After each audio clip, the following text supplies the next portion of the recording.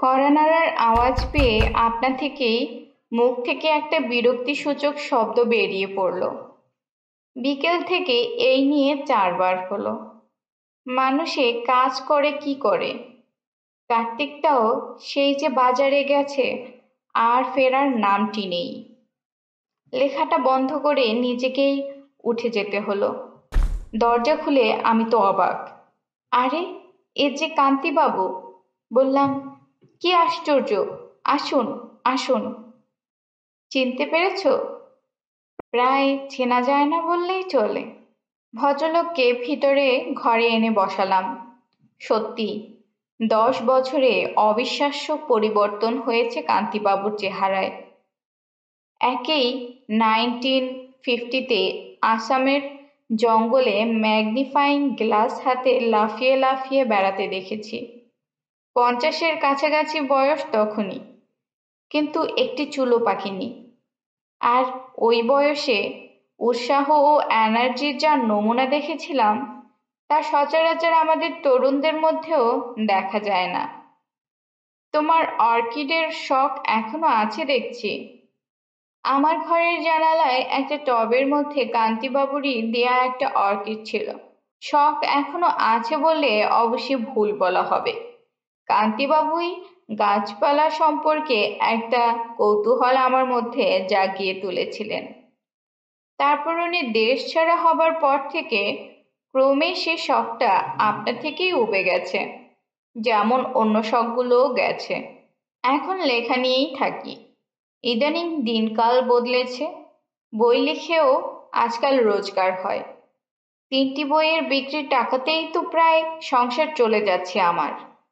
অবশ্যই সংসার বলতে আমি, আমার বিধবা মা আর চাকর কার্তিক। চাকরি একটা আছে বটে, তবে আশা আছে বই থেকে তেমন তেমন রোজগার হলে চাকরি বাকরি ছেড়ে দিয়ে কেবল লিখব আর লেখার অবসরে দেশ ভ্রমণ করব। কান্তিবাবু বসে থাকতে থাকতে হঠাৎ শিউরে উঠলেন। বললাম, ঠান্ডা লাগছে? জানালাটা বন্ধ করে দেব? এবার কলকাতায় শীতটা... না না, ওরকম আজকাল মাঝে মাঝে হয়। বয়স হয়েছে তো, তাই নার্ভগুলো ঠিক... অনেক প্রশ্ন মাথায় আসছিল। কার্তিক ফিরেছে, ওকে চা আনতে বললাম। কান্তি বললেন, বেশিক্ষণ বসবো না, তোমার উপন্যাস হাতে এসেছিল একখানা। তোমার প্রকাশকের কাছ থেকেই ঠিকানা সংগ্রহ করে এখানে এলুম।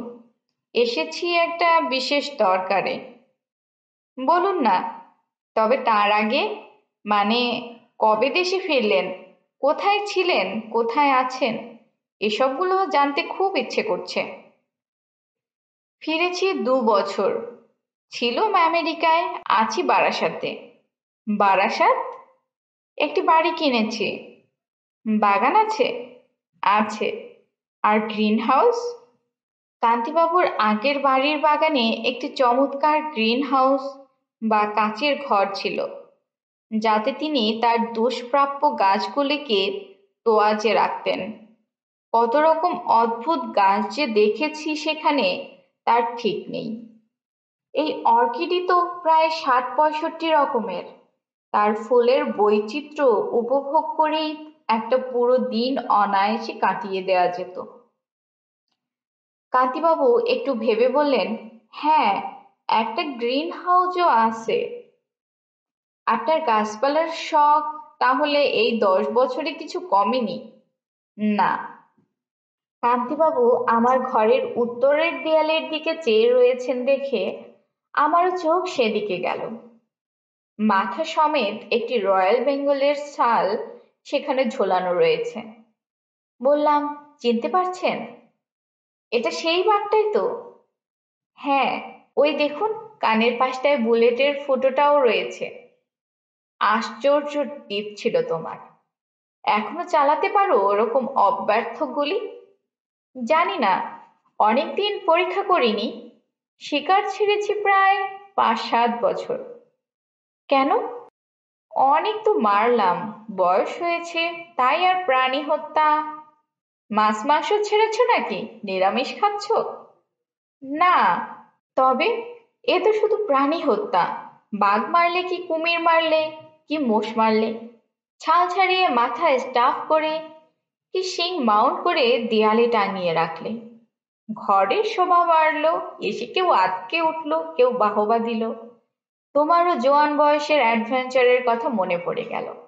আর মুরগি ছাগল ইলিশ মাগুর যে নিজে চিবিয়ে খেয়ে ফেলছো হে, শুধু প্রাণী হত্যা নয়, প্রাণী হজম। হ্যাঁ, কি আর বলি, অস্বীকার করতে পারলাম না। কার্তিক চা দিয়ে গেল। কান্তিবাবু কিছুক্ষণ গম্ভীর থেকে হঠাৎ আবার শিউরে উঠে চায়ের পেয়ালাটা তুলে নিলেন। চুমুক দিয়ে বললেন, জীবে জীবে খাদ্য খাদক সম্পর্ক সে তো সৃষ্টির গোড়ার কথা হে। ওই যে টিকটিকিটা ওত পেতে রয়েছে, দেখেছ? দেখলাম কিং কোম্পানির ক্যালেন্ডারটার ঠিক উপরেই একটা টিকটিকি, তার থেকে ইঞ্চি খানেক দূরে একটা উচ্চিংড়ের দিকে নিষ্পলক দৃষ্টিতে চেয়ে রয়েছে। তারপর দেখতে দেখতে গুটি গুটি করে অতীব সন্তর্পণে পোকাটার দিকে অগ্রসর হয়ে হঠাৎ তীরের মতো এক ছোবলে সেটাকে মুখে পুরে নিল। কান্তিবাবু বললেন, ব্যাস চলল ডিনার। খালি খাওয়া আর খাওয়া, খাওয়াটাই সব।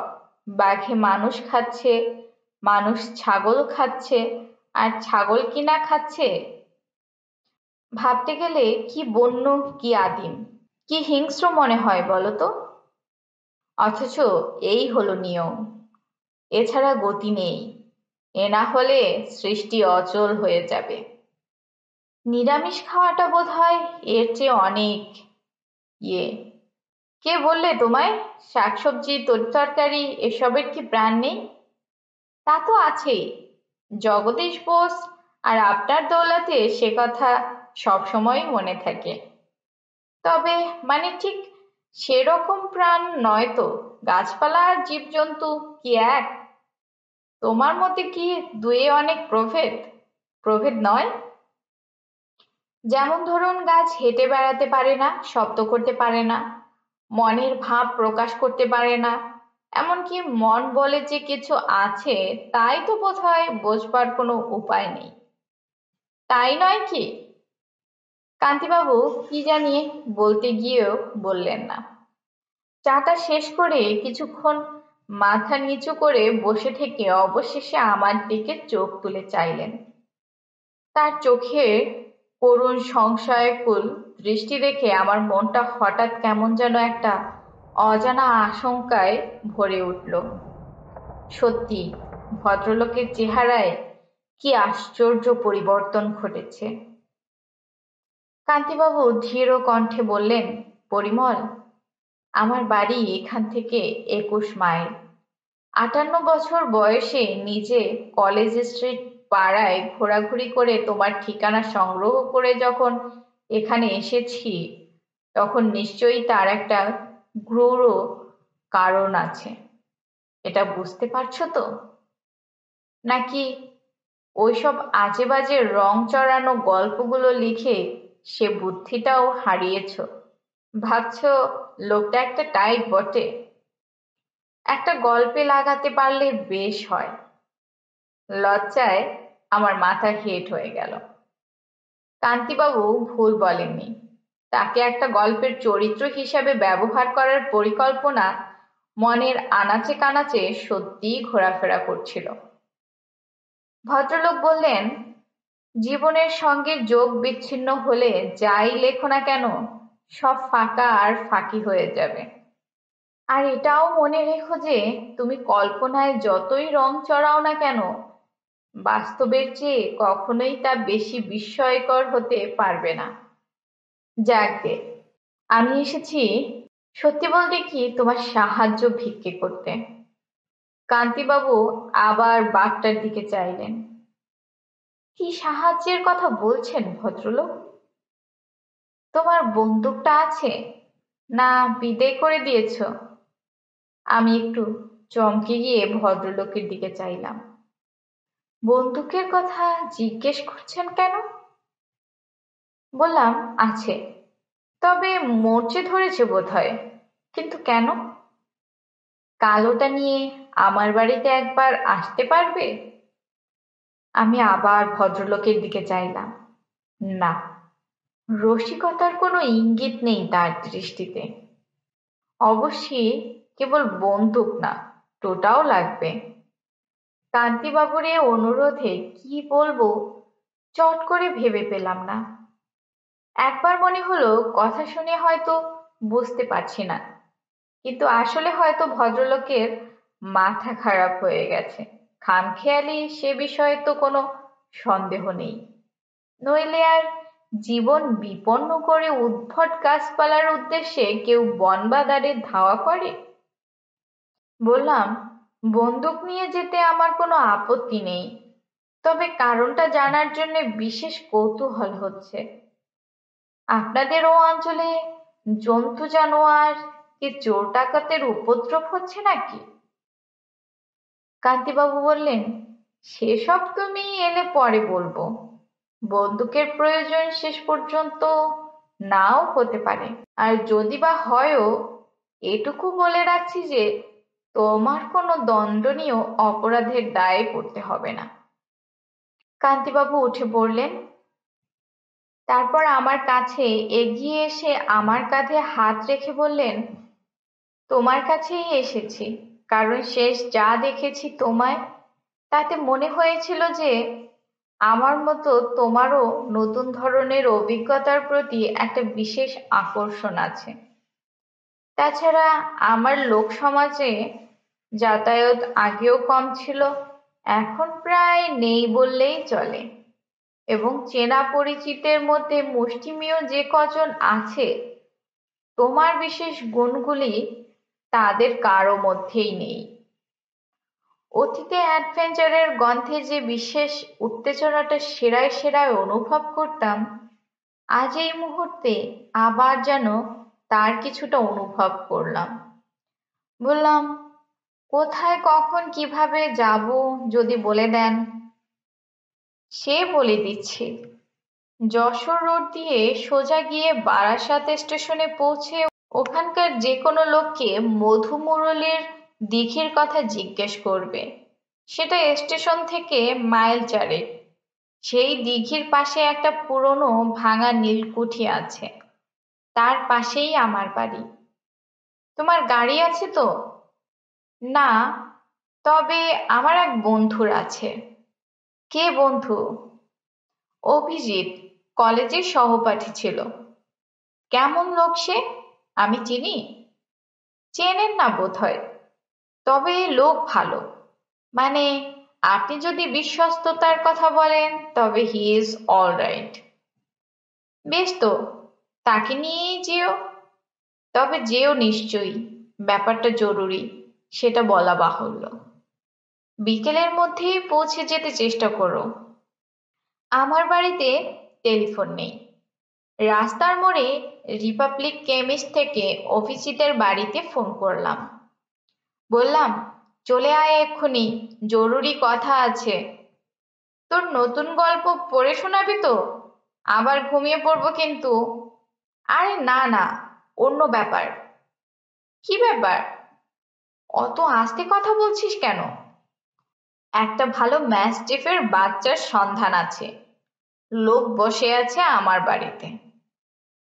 কুকুরের টোপ না ফেললে আজকাল অভিজিৎকে তার বাড়ি থেকে বার করা খুব শক্ত। 5টি মহাদেশের 11 জাতের কুকুর আছে অভিজিতের ক্যানেলে, তার মধ্যে 3টি প্রাইজ প্রাপ্ত। 5 বছর আগেও এরকম ছিল না। ইদানিং কুকুরই তার ধ্যান জ্ঞান চিন্তা। কুকুর প্রীতির বাইরে অভিজিতের গুণ হলো আমার বুদ্ধি বিবেচনার প্রতি অপরিসীম বিশ্বাস। আমার প্রথম উপন্যাসের পাণ্ডুলিপি প্রকাশকদের মনপুত না হওয়ায় শেষটায় অভিজিতের অর্থানুকূল্যেই ছাপানো হলো। সে বলেছিল, আমি কিচ্ছু বুঝি না, তবে তুই যখন লিখেছিস তখন একেবারে রাবিশ হতেই পারে না। পাবলিশারগুলো গবেট। যাই হোক, সে বই পরে ভালোই কেটেছিল এবং নামটাও কিনেছিল। ফলে আমার প্রতি অভিজিতের আস্থার ভিত আরো দৃঢ় হয়েছিল। ম্যাস্টিফের বাচ্চার ব্যাপারটা নিছক মিথ্যে হওয়ার দরুন আমার বড় রকম অভিমার্কা রদ্দা আমার পাওনা হলো, এবং পেলামও। কিন্তু আসল প্রস্তাবটা সদরে গৃহীত হওয়ার রদ্দার চঞ্চনে ভুলে গেলাম। অভি সহোৎসাহে বললে, অনেকদিন আউটিংয়ে যায়নি। সেই সোনারপুরের ঝিলে স্নাইপ শুটিং। কিন্তু লোকটি কে? ব্যাপারটা কি? একটু খুলে বল না বাছাধন। খুলে সে নিজেই যখন বললে না, তখন আমি কি করে বলি? একটু রহস্য না হয় রইলই, জমবে ভালো। কল্পনা শক্তিকে এক্সারসাইজ করানোর এই তো সুযোগ। আহা, লোকটিকে তাই বল না। কান্তিচরণ চ্যাটার্জি। বুঝলে কিছু? এককালে কিছুদিন বোটানির প্রফেসর ছিলেন স্কটিশ চার্চ কলেজে। প্রফেসরি ছেড়ে দুষ্প্রাপ্য গাছপালার সন্ধানে ঘুরতেন, সে বিষয়ে রিসার্চ করতেন, প্রবন্ধ লিখতেন। ভালো কালেকশন ছিল গাছপালার, বিশেষত অর্কিডের। তোর সঙ্গে আলাপ কিভাবে? আসামে কাজিরাঙা ফরেস্ট বাংলোতে। আমি বাগমারার তাক করছি, আর উনি খুঁজছেন নেপেনথিস। কি খুঁজছেন? নেপেনথিস বটানিক্যাল নাম, সোজা কথায় পিচার প্লান্ট বা কলসি গাছ। আসামের জঙ্গলে পাওয়া যায়, পোকা ধরে ধরে খায়। আমি নিজে অবশ্যই দেখিনি, কান্তিবাবুর মুখেই যা শোনা। কীটখোর, পোকা খায়, গাছ পোকা খায়। তোর বোটানি ছিল না বোধহয়? না, বইয়ে ছবি দেখেছি, অবিশ্বাস করার কিছু নেই। তারপর? তারপর আর কি, ভদ্রলোক সে গাছ পেয়েছিলেন কিনা জানি না। কারণ শিকার শেষ করে আমি চলে আসি, উনি থেকে যান। আমার তো ভয় ছিল কোনো জন্তু জানোয়ার কি সাপ খোপের হাতে ওর প্রাণ যাবে বলে। গাছের নেশায় দিক বিদিক জ্ঞান শূন্য হয়ে পড়তেন। কলকাতায় ফিরে এসে দু একবারের বেশি দেখা হয়নি, তবে ওর কথা মনে হতো প্রায়। কারণ সমসাময়িকভাবে অর্কিডের নেশা আমাকেও ধরেছিল। বলেছিলেন আমেরিকা থেকে কিছু ভালো অর্কিড আমায় এনে দেবেন। আমেরিকা? ভদ্রলোক আমেরিকা গেছেন নাকি? বিলেতির কোনো এক বোটানি জার্নালে উদ্ভিদ সম্বন্ধে একটা লেখা বেরোনোর পর ওর বেশ খ্যাতি হয় ও দেশে। কোনো এক উদ্ভিদ বিজ্ঞানীদের কনফারেন্সে ওকে নেমন্তন্ন করেছিল আমেরিকায়। সেও প্রায় 51-2-তে। তারপর এই দেখা। এতদিন কি করেছেন ওখানে জানি না, তবে কাল জানা যাবে বলে আশা করছি। লোকটার মাথায় ছিটটিট নেই তো? তোর চেয়ে বেশি নেই এইটুকু বলতে পারি। তোর কুকুর পোষা আর ওর গাছ পোষা। অভিজিতের স্ট্যান্ডার্ড গাড়িতে করে আমরা যশোর রোড দিয়ে বারাসাত অভিমুখে চলেছি।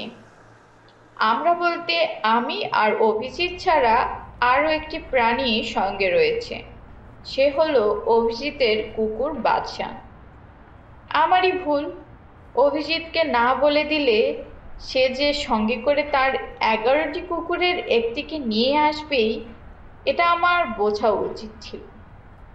বাদশা জাতে রামপুর হান্ট, বাদামি রং, বেজায় তেজিয়ান। গাড়ির পুরো পিছন দিকটা একাই দখল করে জাঁকিয়ে বসে জানালার দিকে মুখটা বার করে দিগন্ত বিস্তৃত ধান ক্ষেতের দৃশ্য উপভোগ করছে, এবং মাঝে মাঝে এক একটা গ্রাম্য নেড়ি কুকুরের সাক্ষাৎ পেয়ে মুখ দিয়ে একটা অবজ্ঞাসূচক মৃদু শব্দ করছে। বাদশাকে অভিজিতের সঙ্গে দেখে একটা আপত্তিকর ইঙ্গিত দেয় অভি বলল, তোর বড়গন্দাজির ওপর আমার ভরসা নেই, তাই ওকে আনলাম। এতদিন বন্দুক ধরিসনি, বিপদ যদি আসেই তবে শেষ পর্যন্ত হয়তো বাসাই কাজ করবে বেশি। ওর ঘ্রাণ শক্তি অসাধারণ, আর সাহসের তো কথাই নেই। কান্তিবাবুর বাড়ি খুঁজে পেতে কোনো অসুবিধে হলো না। আমরা যখন পৌঁছলাম তখন প্রায় 2:30। গেটের ভেতর দিয়ে ঢুকে খানিকটা রাস্তা দিয়ে একতলা বাংলো ধাঁচের বাড়ি। বাড়ির পিছন দিকে কিছুটা জায়গা ছেড়ে একটা প্রকাণ্ড পুরনো শিরীষ গাছ এবং তার পাশেই বেশ বড় একটা কারখানা গোছের টিনের ছাদওয়ালা ঘর। বাড়ির মুখোমুখি রাস্তার উল্টো দিকে বাগান এবং বাগানের পরে একটা লম্বা টিনের ছাউনি দেওয়া জায়গায় চকচক করছে এক সারি কাচের বক্স। কান্তিবাবু আমাদের অভ্যর্থনা করে বাদশাকে দেখে ঈষৎ ভ্রুকুঞ্চিত করলেন, বললেন, এ কি শিক্ষিত কুকুর?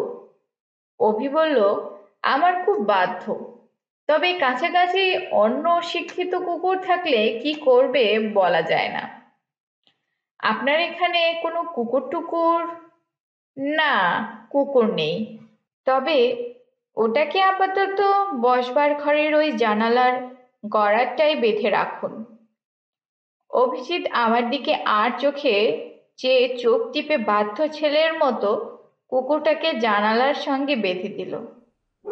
বাসা দু একটা মৃদু আপত্তি জানিয়ে আর কিছু বলল না।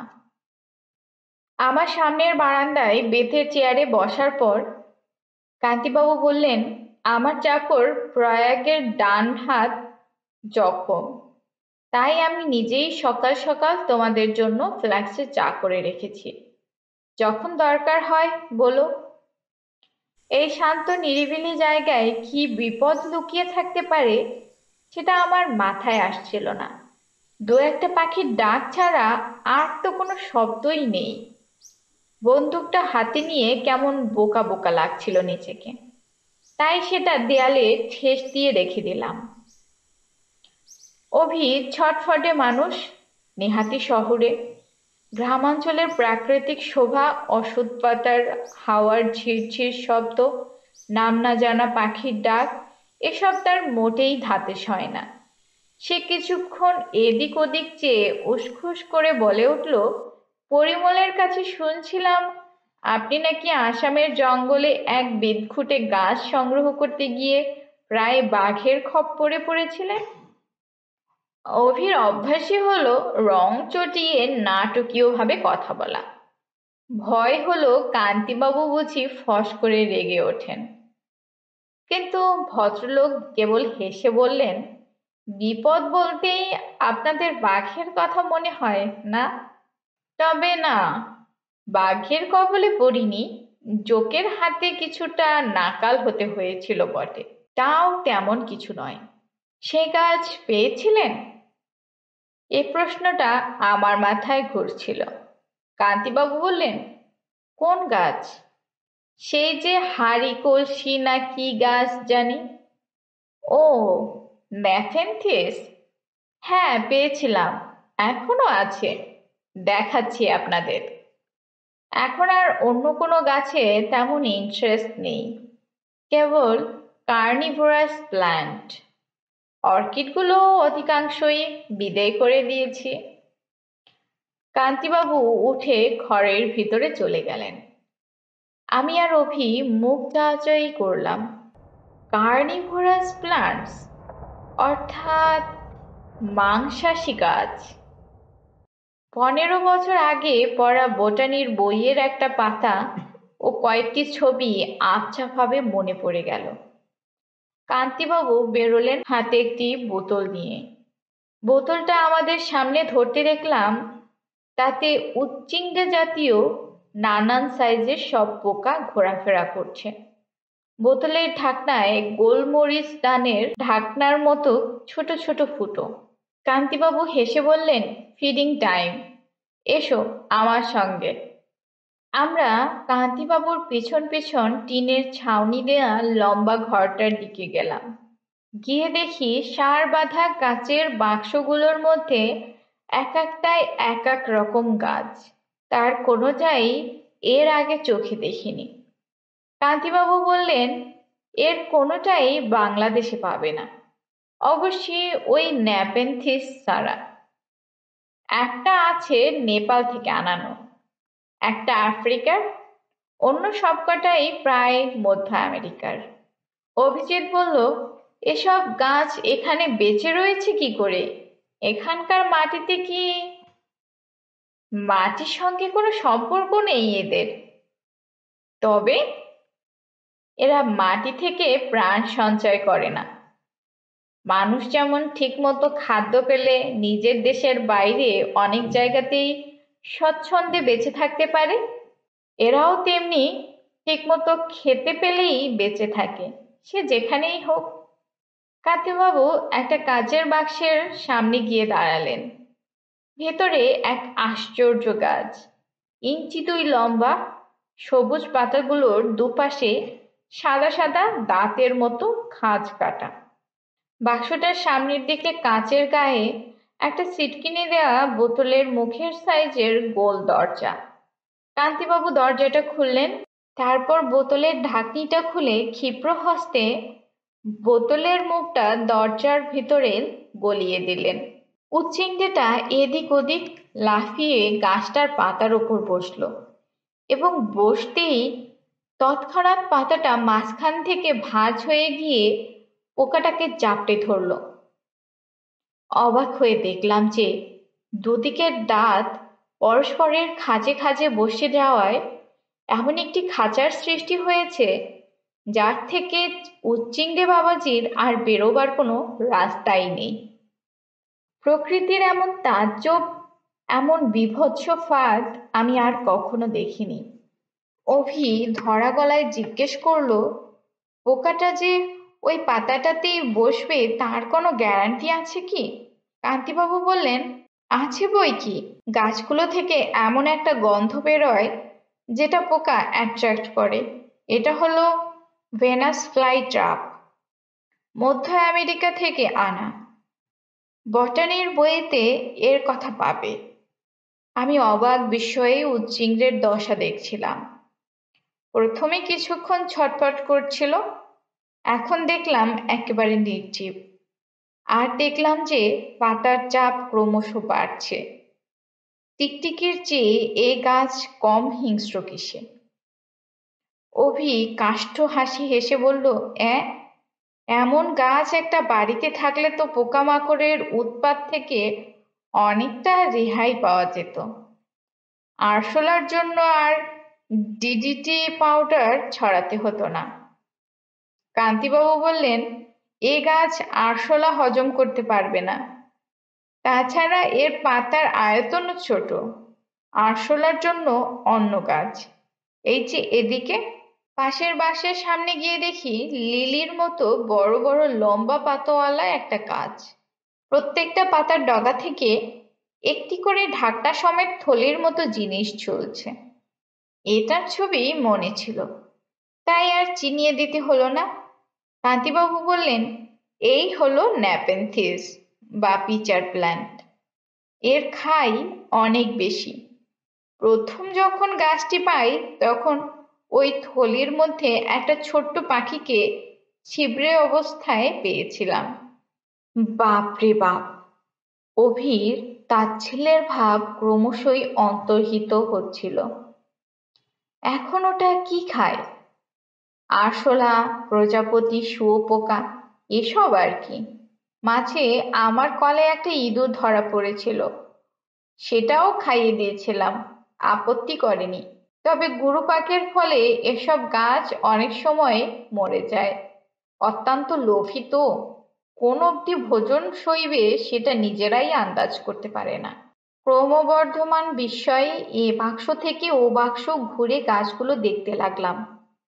বাটারওয়ার্ট, সানডিউ, ব্ল্যাডারওয়ার্ট, অ্যারজিয়া, এগুলোর ছবি আগে দেখেছি, তাই মোটামুটি চিনতেও পারলাম। কিন্তু অন্যগুলো একেবারে নতুন, একেবারে তাজ্জব, একেবারে অবিশ্বাস্য। প্রায় 20 রকমের মাংসাশী গাছ কান্তিবাবু সংগ্রহ করেছেন। তার কোনোটা পৃথিবীর অন্য কোনো কালেকশনেই নাকি নেই। এর মধ্যে সবচেয়ে সুন্দর গাছ যেটি সানডিউ, তার ছোট্ট পাতাগুলোর চারপাশে সরু লম্বা লম্বা বোয়ার ডগায় জলবিন্দু চকচক করছে। কান্তিবাবু একটি সুতোর ডগায় এলাচের দানার সাইজের এক টুকরো মাংস ঝুলিয়ে সুতোটাকে আস্তে আস্তে পাতাটির কাছে নিয়ে যেতে খালি চোখে দেখতে পেলাম রোয়াগুলো সব একসঙ্গে লুব্ধ ভঙ্গিতে মাংসখণ্ডটার দিকে উঁচিয়ে উঠল। হাতটা সরিয়ে নিয়ে কান্তিবাবু বললেন, মাংসটা পেলে পাতাটা ফ্লাই ট্র্যাপের মতোই ওটাকে জাপটে ধরে নিত, তার ওপর পুষ্টিকর যা কিছু শুষে নিয়ে অকেজো ছিবড়েটাকে ফেলে দিত। তোমার আমার খাওয়ার সঙ্গে কোনো তফাৎ নেই, কি বলো? আমরা শেড থেকে বেরিয়ে বাগানে এলাম। শিরীষ গাছের ছায়াটা লম্বা হয়ে বাগানের ওপর পড়েছে। ঘড়িতে দেখলাম 4টে বাজে। কান্তিবাবু বললেন, এর অধিকাংশ গাছের কথাই তোমরা বোটানির বইয়ে পাবে, তবে আমার যেটি সবচেয়ে আশ্চর্য সংগ্রহ সেটার কথা আমি না লিখলে কোনো বইয়েই থাকবে না, যেটির জন্যই আজ তোমাদের এখানে আসতে বলা। চলো পরিমল, চলুন অভিজিৎ বাবু। টিনের দরজাটা তালা দিয়ে বন্ধ, দুদিকে দুটো জানালা রয়েছে। তারই একটা হাত দিয়ে ঠেলে খুলে নিজে উঁকি মেরে আমাদের বললেন, দেখো। অভি আর আমি জানালায় মুখ লাগালাম। ঘরের পশ্চিম দিকের দেয়ালের উপর দিকের দুটো কাচের জানালা, যা স্কাইলাইট দিয়ে রোদ আসায় ভেতরটা কিছু আলো হয়েছে। ঘরের মধ্যে যে জিনিসটা রয়েছে হঠাৎ দেখলে সেটাকে গাছ বলে মনে হওয়ার কথা নয়, বরং একাধিক সুর বিশিষ্ট কোনো আজব জানোয়ার বলে মনে হতে পারে। ভালো করে লক্ষ্য করলে দেখা যায় যে গুড়ি একটা আছে, সেটা 5-6 হাত উঠে একটা মাথায় শেষ হয়েছে, এবং সেই মাথার হাতখানেক নিচে মাথাটাকে গোল করে ঘিরে কতগুলো সুরের উৎপত্তি হয়েছে। গুনে দেখি 7টা সুর। গাছের গা পাংশুটে মসৃণ এবং সর্বাঙ্গে ব্রাউন চাকা চাকা দাগ। সুরগুলো আপাতত মাটিতে নুয়ে পড়ে আছে, কেমন যেন নির্জীব ভাব, কিন্তু তাও গাটা ছমছম করে উঠল। অন্ধকারে চোখটা অভ্যস্ত হলে আরো একটা জিনিস লক্ষ্য করলাম। ঘরের মেঝেতে গাছের চারদিকে পাখির পালক ছড়িয়ে আছে। কতক্ষণ চুপ করেছিলাম জানি না। কান্তিবাবুর গলার স্বরে আবার যেন সংবিত ফিরে পেলাম।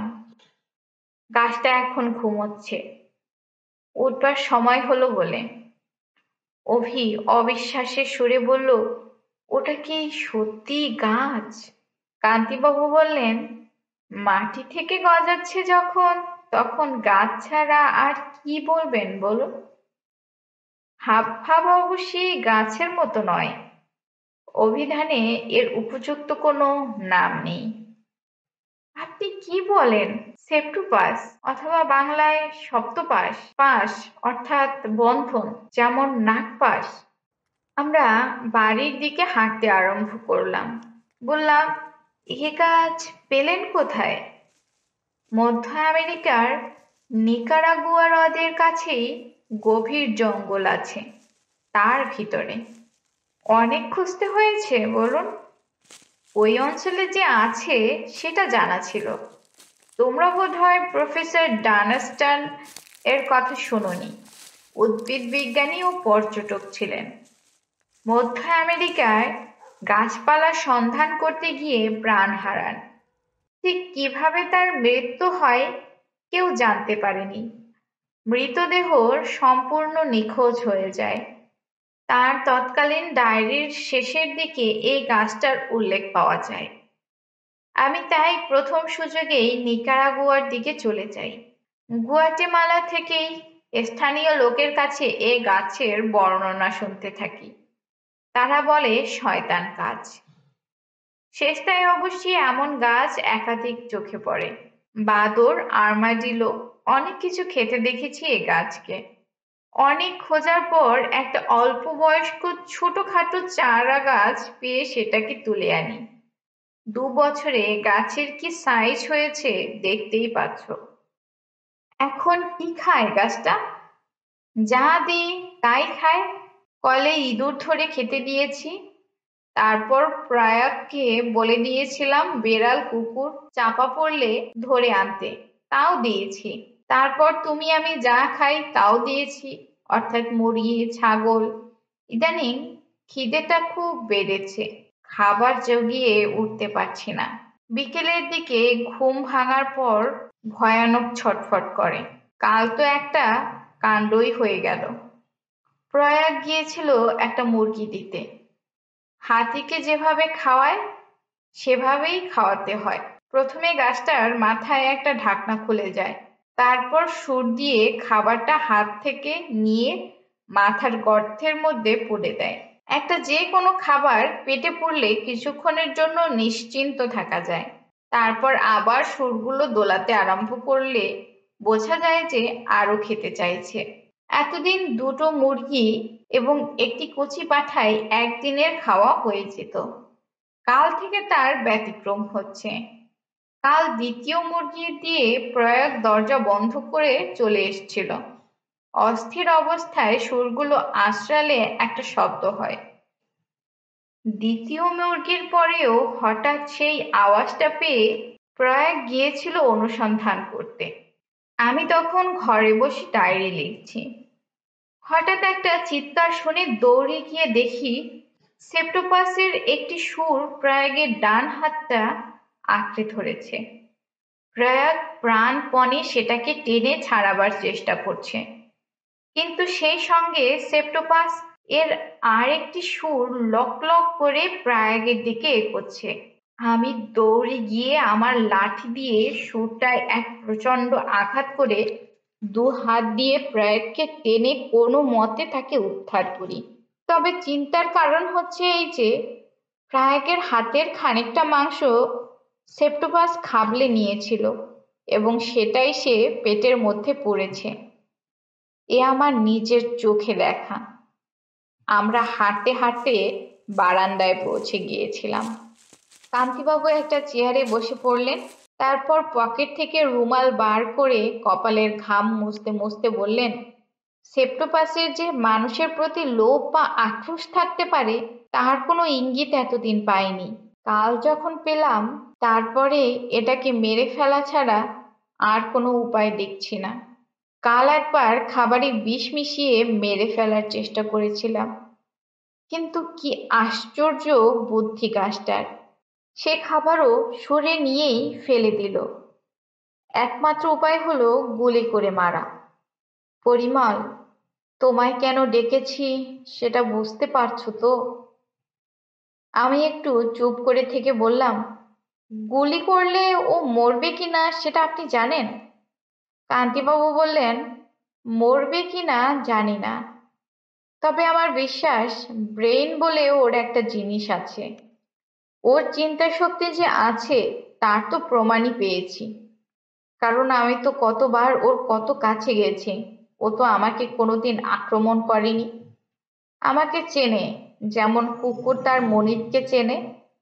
প্রয়াগের ওপর আক্রোশের কারণ হচ্ছে যে প্রয়াগ কয়েকবার ওর সঙ্গে ঠাট্টা তামাশা করার চেষ্টা করেছে, খাবারের লোভ দেখিয়ে দেয়নি, কিংবা সুরের ডগার কাছে নিয়ে গিয়ে আবার পিছিয়ে নিয়েছে। মস্তিষ্ক ওর আছেই, এবং আমার বিশ্বাস সেটা যেখানে থাকার কথা সেখানেই আছে, অর্থাৎ ওর মাথায়। যেখানে ঘিরে সুরগুলো বেরিয়েছে সেখানেই তোমায় তাক করে গুলি ওর মাথাতেই মারতে হবে। অবি ফস করে বলল, সে আর এমন কি, সে তো 1 মিনিটের মধ্যেই পরীক্ষা করে দেখা যায়। পরিমল, তোর বন্দুকটা। কান্তিবাবু হাত তুলে অভিকে থামিয়ে দিলেন, বললেন, শিকার যদি ঘুমিয়ে থাকে তখন কি তাকে মারা চলে? পরিমলের হান্টিং কোড কি বলে? আমি বললাম, ঘুমন্ত শিকারকে গুলি করা একেবারেই নীতিবিরুদ্ধ। বিশেষত শিকার যেখানে চলে ফিরে বেড়াতে পারে না সেখানে তো এ প্রশ্ন উঠতেই পারে না। কান্তিবাবু ফ্লাক্সে এনে চা পরিবেশন করলেন। চা পান শেষ হতে না হতেই মিনিট 15-র মধ্যেই সেপ্টোপাসের ঘুম ভাঙল। বাদশা পাশের ঘরে কিছুক্ষণ থেকেই উসখুস করছিল।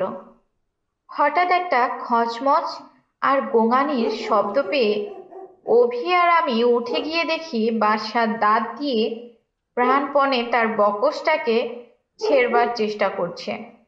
অভি ধমক দিয়ে বাদশাকে নিরস্ত করতে গেছে।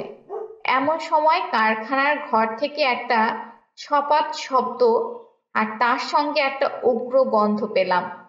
গন্ধটা এমন যার তুলনা দেওয়া মুশকিল। ছোটবেলায় টনসিল অপারেশনের সময় ক্লোরোফর্ম শুকতে হয়েছিল, তার সঙ্গে হয়তো কিছুটা মিল আছে। কান্তিবাবু হন্তদন্ত হয়ে ঘরে ঢুকে বললেন, চলো, সময় হয়েছে। আমি বললাম, গন্ধটা কিসের? সেপ্টোপাসের। এই গন্ধ ছড়িয়েই ওরা শিকার। কান্তিবাবুর কথা শেষ হলো না। বাদশা প্রচণ্ড এক টানে বকস ছেড়ে ধাক্কার চোটে অভিকে উল্টিয়ে ফেলে তীর বেগে পাগলের মতো ছুটল ওই গন্ধের উৎসের দিকে। অভিও কোনো মতে উঠে সর্বনাশ বলে ছুটল বাদশার পিছনে।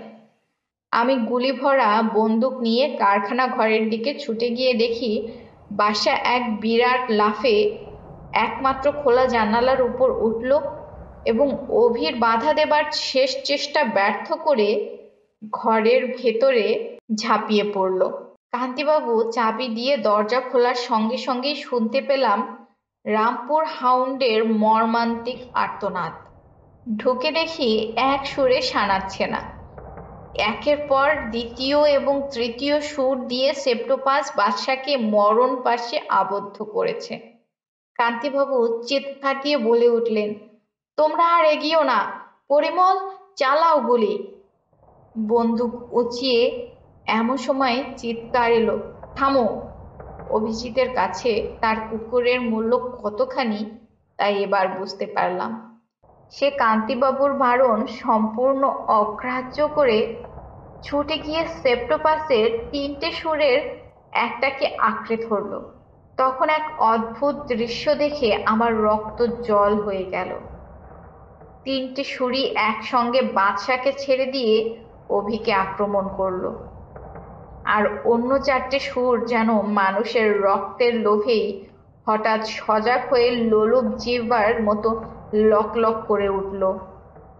কান্তিবাবু আবার বললেন, চালাও, চালাও গুলি, ওই যে মাথা। সেপ্টোপাসের মাথায় দেখলাম একটা ঢাকনি আস্তে আস্তে খুলে যাচ্ছে। ঢাকনির নিচে গহ্বর, আর অভিসমেত সুরগুলি শূন্যে উঠে সেই গহ্বরের দিকে চলছে। অভির মুখ রক্তহীন ফ্যাকাশে, তার চোখ যেন ঠিকরে বেরিয়ে আসছে। চরম সংকটের মুহূর্তে আমি এর আগেও দেখেছি আমার স্নায়ুগুলো সব যেন হঠাৎ কেমন ম্যাজিকের মতো সংযত হয়ে যায়। আমি নিষ্কম্প হাতে বন্দুক নিয়ে সেপ্টোপাসের মাথার দুটি চক্রের মধ্যখানে অব্যর্থ নিশানায় গুলি ছুড়লাম।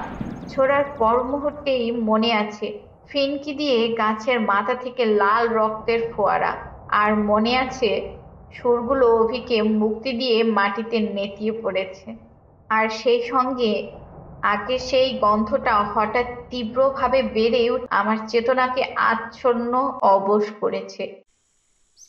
আগের ঘটনার পর 4 মাস কেটে গেছে। এতদিনে আবার আমার অসমাপ্ত উপন্যাসটা নিয়ে পড়েছি।